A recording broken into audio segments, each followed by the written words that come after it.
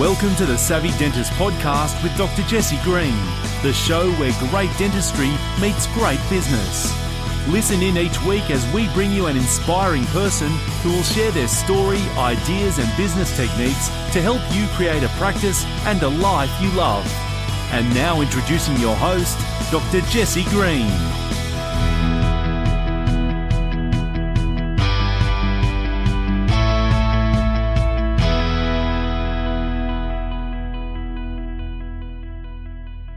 Hello everyone, it's Jesse Green here. Welcome back to SavvyDentist.com and to the Savvy Dentist podcast. It is great to have you here for another episode of the show.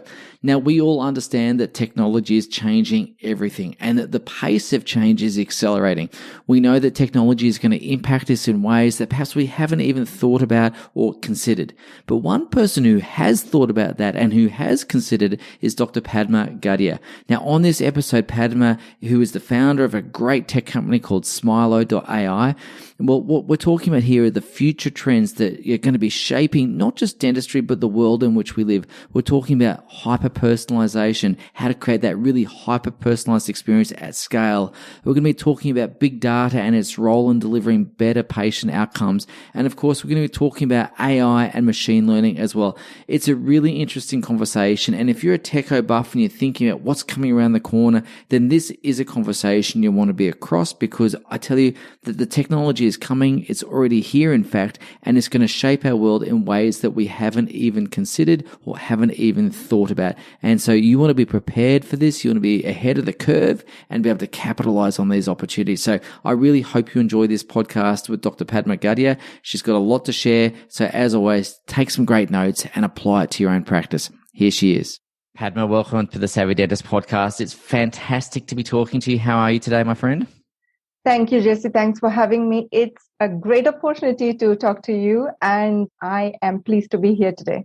Oh, well, I've been so looking forward to talking to you because obviously we have the opportunity to talk offline sometimes, and I always feel like I walk away from those conversations, you're really energized and inspired. And so it's nice to be able to hit the record button on one of these conversations.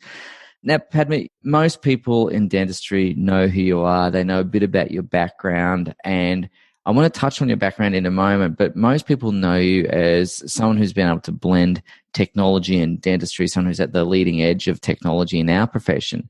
And I want to talk about that in a moment. But before we get to that, which is, I know, your current work, I wanted to ask you about what led you to that, because your experience as a migrant, your experience as a business owner, how did those forces converge to get you into that technology space? Just curiosity. Also, I'm quite observant. I could see the patient trends, the buying trends, the marketing trends changing as well. Mm-hmm. And our audience or our patients are also changing, Jesse. They are used to so much social media now. They're used to so much technology, whether it is in the banking sector, whether it is in their retail life. Dentistry happens only once or twice a year, isn't it? Mm-hmm. But they are so much coached with their day-to-day experiences that happen on a regular basis, whether it's at a shopping center, whether as they're driving all these automated cars. That's when I started getting curious on how can we use this kind of an experience in the healthcare sector, especially with dentistry being my niche. I said, let's start with dentistry. And dentistry, is quite retail in itself. We are not supported by government funding as much. It's pretty much out-of-pocket expenses or insurance that plays a very important role. I said this would be a great opportunity for us to blend in the services that we provide and increase the efficiency using digital health. Fantastic. Have you always had the opportunity to be observant, or is that just something that's innate for you? Were you just born that way, or did you learn that skill? I'm just curious to ask. I think you learn, especially with the background I have. I would say I sold my dad was into property and construction. So I sold the first unit or first apartment for my dad being 10 years old. We were not coached or anything. Mm-hmm. We just overheard them talking on the phone or talking to the customers. So you are constantly, eavesdropping, that you would say in today's world. But I found that as a part of a training process. Whether they were dealing in business, they were dealing in property, shares, whatever it was. We were constantly or unconsciously it was being processed. So you were constantly hearing, constantly seeing what was being done. And we didn't have all these games and social media and all these things then. Entertainment was playing with your siblings, writing, drawing, reading a book. So I developed an interest and curiosity to be more observant. That's fantastic. And one of the things that I've noticed about you, particularly, Padma, is it's not always easy to join the dots looking forward. Steve Jobs' very famous Stanford commencement speech says you can't join the dots forward, you can only join them looking back. But there is an ability to predict, and maybe we get it right, maybe we get it wrong, maybe we get some right and some wrong. But what I've observed about you is you've been able to look ahead into the future and with a reasonable degree of accuracy, as much as anyone could expect, to be able to identify those trends that are going to impact our profession particularly and more broadly as well. So I wanted to ask you about a couple of trends, about the particular trends that you see that are going to affect healthcare and in particular dentistry. What sort of trends do you see that are going to really shape the future of our profession moving forward?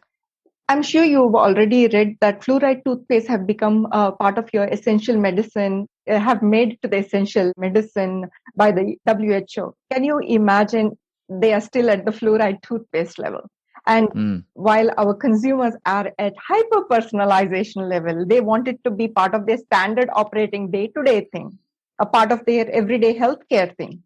And we are seeing our patients coming and asking us about oral wellness now, not just treatment options, but also oral wellness. So I can see that our trends are changing hugely and has been impacted by COVID as well, because now there's a lot of people working remotely. We saw a huge rush in cosmetic dentistry, whether it is whitening, whether it is aligners. We are seeing that people want everything customized and personalized for them. They want to take care. They are understanding the education is getting better and better. Of course, all these things, reforms that ADA is bringing, or like the American Dental Association, Australian Dental Association, WHO, everybody are bringing new education into oral healthcare, which is really good. And they are even able to understand the relation between oral health and general health.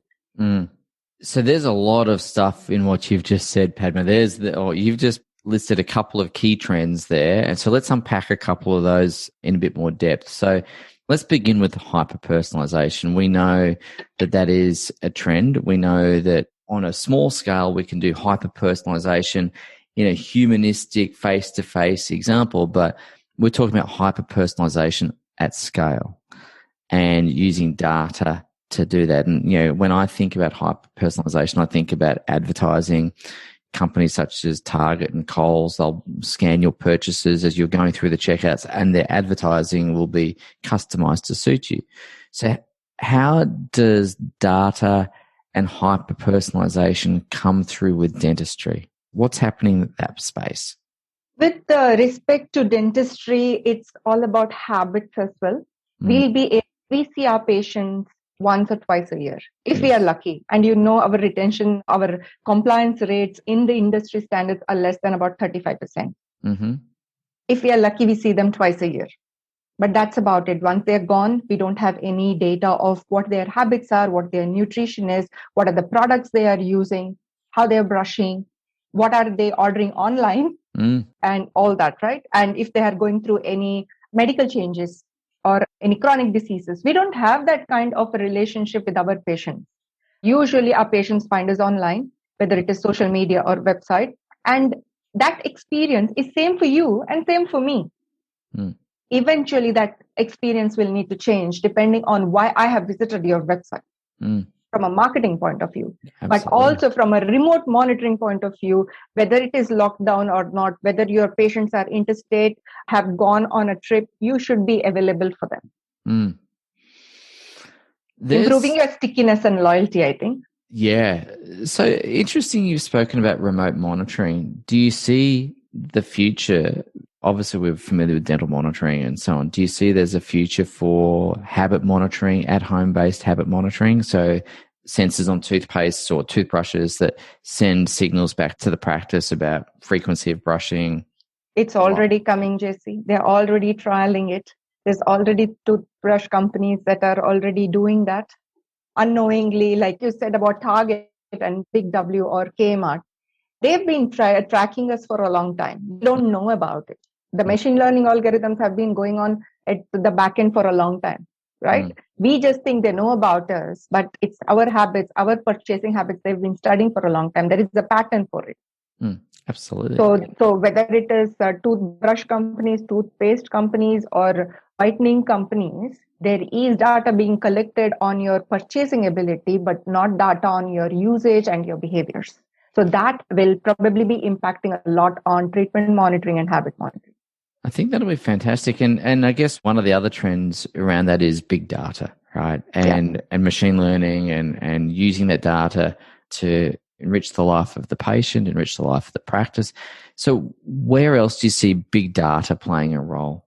Patients' insights, patients' oral health insights will help not only the patient to understand and promote prevention. It will not only help the practices get a better understanding of their patients or pre-screen them, pre-triage them, know a bit more on how to address their patients rightly in the shortest time they have in the dental practice. But their biggest advantage will also be for the insurance companies to understand it so that they can incentivize all these proactive dental care and personalize a plan for the patient as well, like their customer. So the big data is going to be playing in multiple directions for the patient, the practices, the insurance companies, and also the product companies that are supporting us in this ecosystem. Fantastic. And what about, do you see big data and machine learning being used diagnostically? So we take a traditional periapical film, for instance, we've got a lesion at the end of that. Sometimes diagnosing what that lesion might be is tricky, and then knowing the course of action. Where do you see that happening diagnostically as well? Look, it's already happening in the bite wings, PAs, OPGs, CTs. It's already happening. It's nothing new. It's also happening in medical space. It's happening in dental space. And there's multiple companies that have invested in this diagnostic part of things. But my thinking is for that, you still have to come into the dental practice. And that happens at the, where you are delivering care. Yeah. We need to pick it up at the patient level. And for that, we have been blessed to be in an era where there is smartphones, where the cameras on the smartphones are evolving generation after another. Every iPhone 11 to iPhone 13, the camera quality is improving.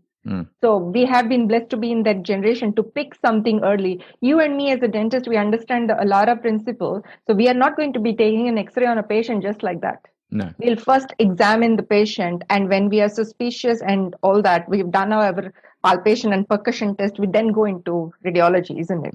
Yeah. So I feel we can pick it up at that stage much more quicker and easy. It's pre-diagnostic, but it's quite early identification stage. And this comes into another thing where we're looking at that integration between dental wellness and general wellness. We're looking at biomarkers and the Internet of Everything and various different sensors and so on and so forth. So again, what we're seeing is a really integrated approach to health. We're seeing the use of data and technology, as you say, to pre-screen, pre-triage, and to get some good intelligence around the person's habits, their diet, their risk factors, all of those other things help complete a nice picture so that when we do provide treatment, it's more targeted, it's more specific, and back to that word, it's more personalized as well. Is that essentially a bit of a summation of it? Absolutely. And imagine patient being in full control of it and transparent in that entire process. Yeah, absolutely. And I think that's going to be really key, isn't it? Because the patient-driven care rather than doctor-driven care, the traditional health model. And imagine, usually what happens is patient is at one level and the dentist is at a higher level.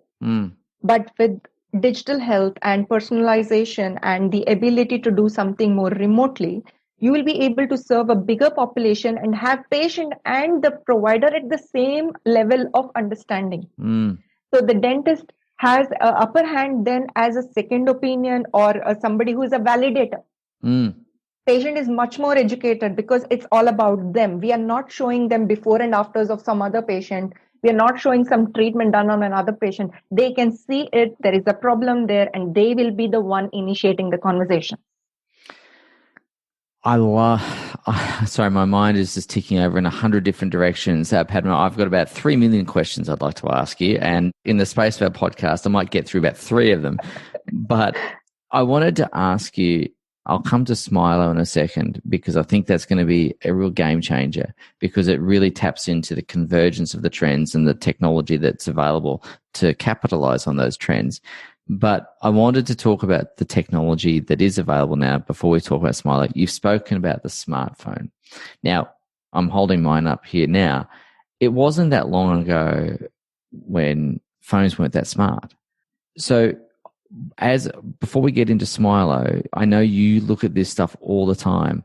What's happening with these things over the next couple of years is going to really accelerate? What are the trends in this handheld device that we're going to be seeing over the next few years that's going to really power all these things we're talking about? Okay, this is a very interesting question, because this is something I ask myself every day, because when we were young, we didn't have something like this. My kids have not seen a proper phone. Those days, those dial phone, they were seeing something in the movies and they were like, what is this? And you get the wrong number and you have to start all over again. Yeah, exactly. And I'm constantly thinking, how is this going to evolve? Our phones have already replaced a lot of things. Our watches, our wallets, our alarms. Yeah. So exactly. this device is pretty much going to be like our twin in the future, because there's a lot of habit it's already collecting about us. It's hearing us. Imagine I'm sitting and doing this podcast with you and it is listening to me. Right? So they are our companions. We don't go out of our home. We don't go on a drive, walk, or even a jog without our phones these days. It's pretty much a part of, so it's like my twin. Yeah. Right?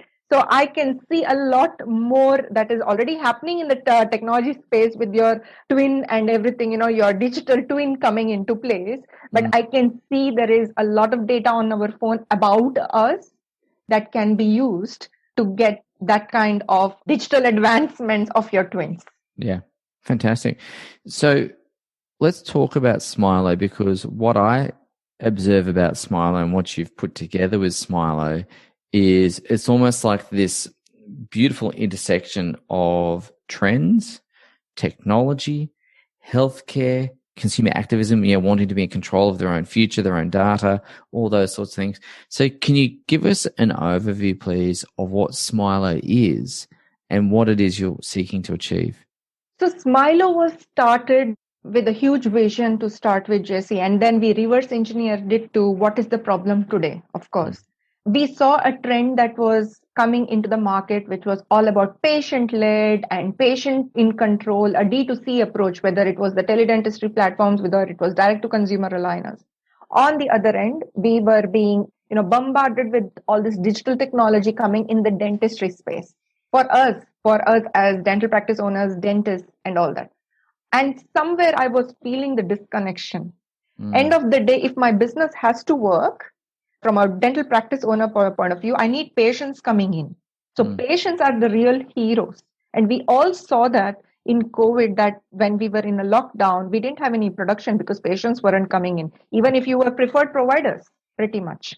So the value prop of Smilo.ai or any other technology product that is coming out in the market is not just to make money for the dentist. It's about having that ability and the convenience to communicate with your patients regularly despite of what's happening in the world, and having that regular revenue stream coming as well. So the more quicker identification is done, they're going to be coming into your practice more. They're going to be trusting you more, right? So having that bridge was very important, giving that convenience, control, transparency, anytime, any place. That was my vision. Dentist in your pocket for the patient, but improve the workflow, efficiency, transparency for the dentist. Saving them time, giving them the opportunity to capitalize on more work.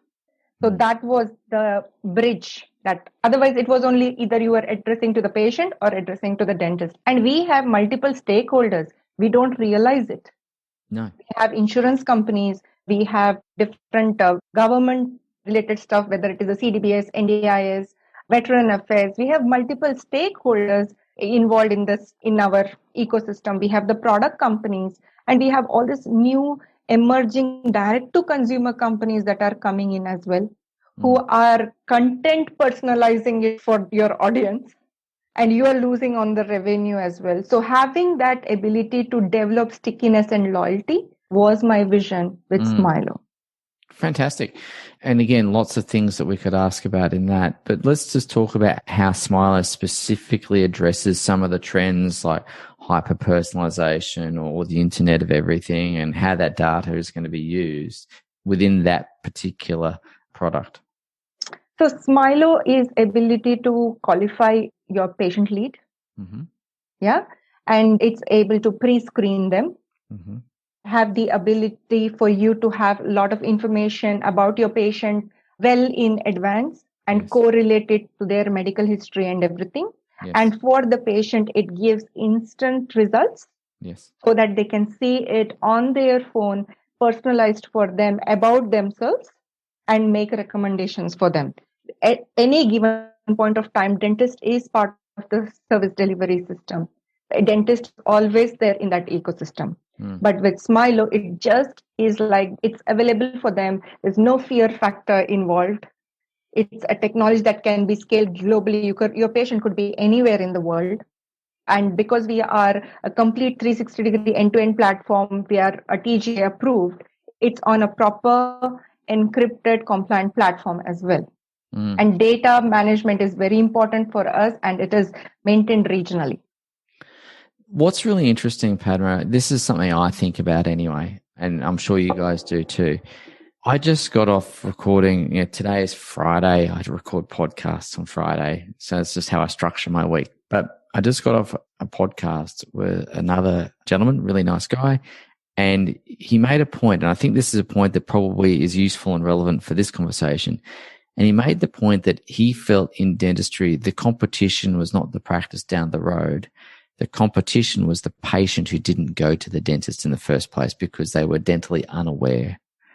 And so what I see is the opportunity with something like Smilo is to increase the dental IQ on a global scale, on a much broader scale.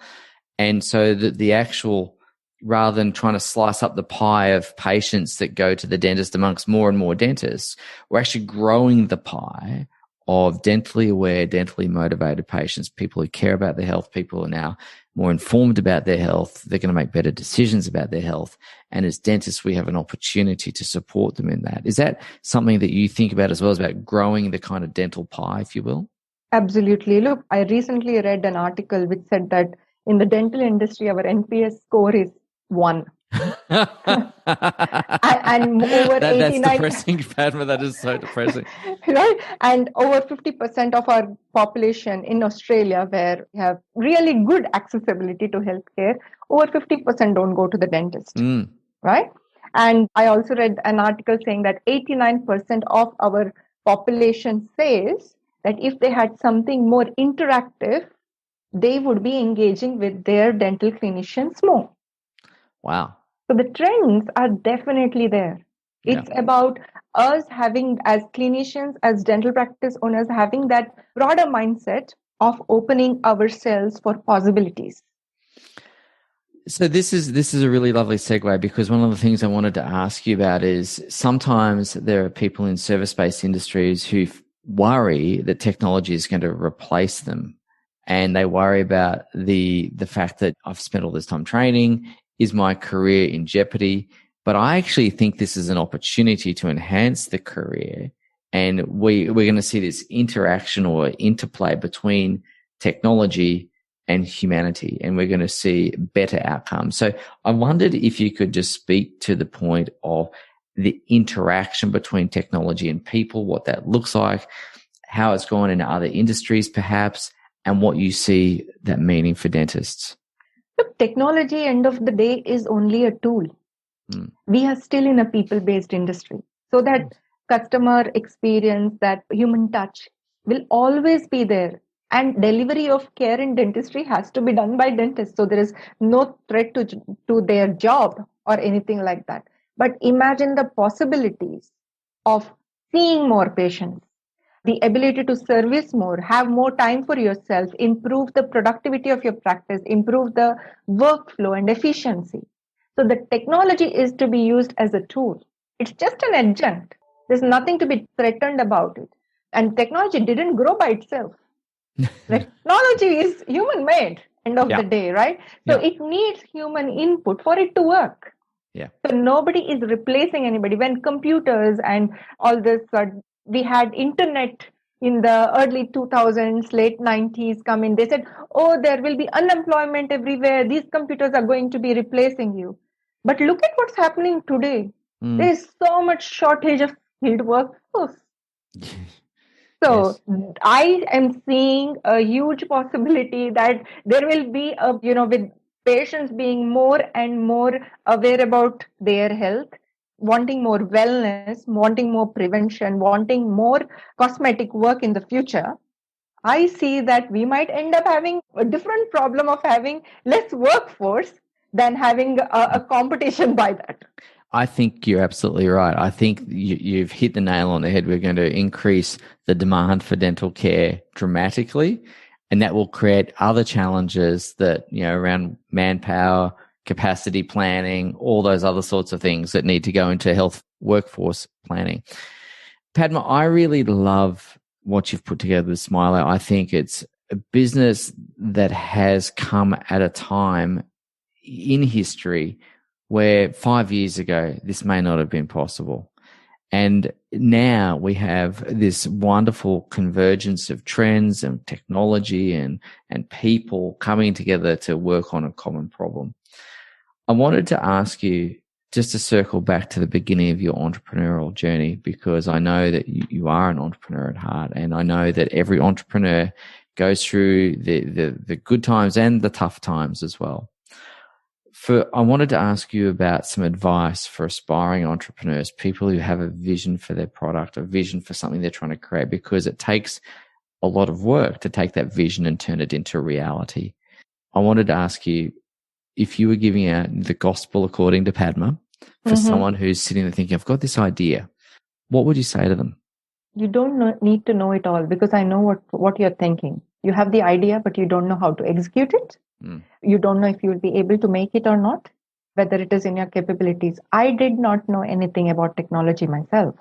I read a lot. I knew what it could do, what its possibilities were, and how it could incorporate in dentistry. But I found the right team. You have to go out. You have to be vulnerable. You have to be ready to fail and be fast to fail and get up. So you have to have that never give up attitude. I can do anything kind of an attitude to start with. So believe in yourself, and you don't need to have it figured it all. As you're progressing, you will figure it out one thing at a time. So don't be discouraged by failures. Look around you. Everybody is going through something or the other, especially in this journey of entrepreneurship, startups, technology. It's a beautiful time to be in this journey. There's so much learning to happen, but you have to enjoy this. There are times where I feel so low and depressed as well. I'm a human myself, but then you get up. The next day, you probably sleep over it for a good night's sleep, and then you get up and it's a new day. And have a support system, have great people around you, even if it's just two of your friends, two of your family, your partner, whoever it is, just two of them. But have that support system as you go. But the most important thing in this journey is you. You have to believe in the idea, you have to execute it, and you cannot give up. Wow. Well, right there is a rallying cry for all entrepreneurs listening to this show, whether or not you're a dentist or whether or not you're coming to listen to this show from outside of dentistry. Right there is the entrepreneurial rally cry. So, Padma, we have covered a fair bit about trends. We've spoken about technology. We've spoken about how they impact the profession. Is there anything you want to leave the audience with today as we wrap up our conversation? For all our dentist friends, there's nothing to fear about technology, and There's a lot of dentists that are involved in developing these technologies these days as well. They have thought about the entire workflow and how it impacts the business. So be friendly and be open-minded to accept the change that is coming. You don't want to be a lagger. And we've seen, especially in the last 12 months, the marketing the trends are changing. If you were into social media marketing, now everybody is into social media marketing. You have to have a differentiator. Your patients are looking forward to it. So be the differentiator and be more proactive in accepting technology. It's definitely there and it's definitely coming. And it's here to stay. It's fantastic. It's really interesting you say that because the technology changes so quickly and things come along so quickly. I remember when I first got involved in internet marketing, it feels like a million years ago, I had to explain to people what SEO was.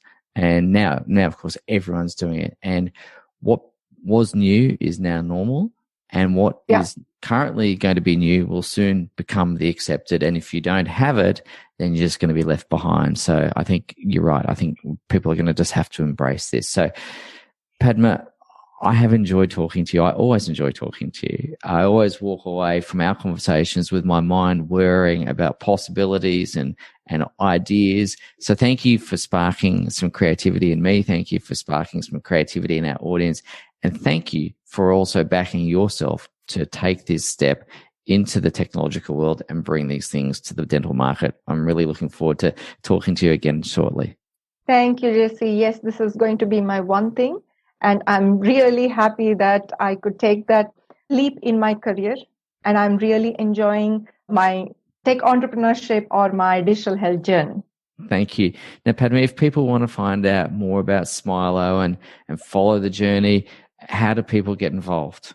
They can visit our website, www.smilo.ai, and also subscribe for a demo or a newsletter. They can connect with me on social media. I'm available on LinkedIn, Instagram, and Facebook. Also, if they leave me a message, our business development manager or our sales team will contact them. Fantastic. Padma, once again, thank you for taking the time to talk to us today. It's been a thrill as always. And I'm looking forward to catching up with you in person next time we can open these borders up and get traveling. So thank you. I'm looking forward to that, Jesse, very, very much. Me too. Me too. Thanks, Padma. Thank you. Thanks, Jesse. Thank you for listening to the Savvy Dentist podcast with Dr. Jesse Green. For more free tools and resources, join the free Facebook group. Visit drjessegreen.com/Facebook. And for more episodes, visit drjessegreen.com/savvydentist.